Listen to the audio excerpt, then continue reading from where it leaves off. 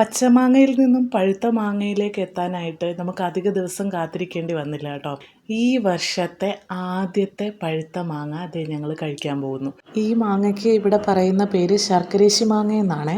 അതെടുത്തുനിന്ന് smell ചെയ്തതും നക്ഷത്രം അവിടെ ഫ്ലാറ്റായി, ഭയങ്കരമായിട്ട് ഇഷ്ടപ്പെട്ടു. എന്നാൽ പിന്നെ ഞാൻ കരുതി നല്ല ഒരു വലിയ പീസ് തന്നെ കട്ട് ചെയ്ത് കൊടുക്കാമെന്ന്. അങ്ങനെ ആദ്യത്തെ പീസ് തന്നെ കട്ട് ചെയ്ത് നക്ഷത്രയുടെ വായിലോട്ട് വെച്ചതും ഇതെന്താണ് ഇതിൻ്റെ ടേസ്റ്റ് എന്നറിയാനായിട്ട് കക്ഷി നാക്ക് കൊണ്ടൊന്ന് ടേസ്റ്റ് ചെയ്ത് നോക്കി. അപ്പോൾ കാണുന്ന ഒരു സ്റ്റെപ്പാണ് ഇത്. അതായത് ഇത് ഭയങ്കരമായിട്ട് ഇഷ്ടപ്പെട്ടെന്നാണ് ഇതുകൊണ്ട് മീൻ ചെയ്യുന്നത്.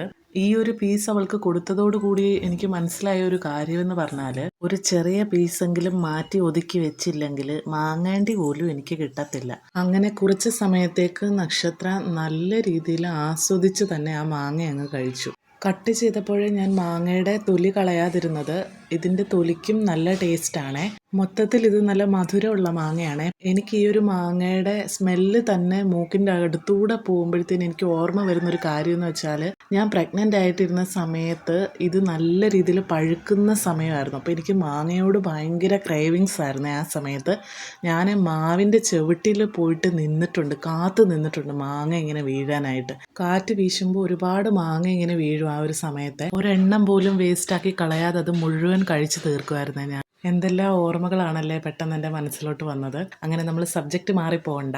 മാങ്ങയൊക്കെ കഴിച്ച് തീർത്തതിന് ശേഷം മാങ്ങേണ്ടി പോലും ഞാൻ വെറുതെ വിട്ടില്ല. അങ്ങനെ ആസ്വദിച്ചങ്ങോട്ട് കഴിച്ചു.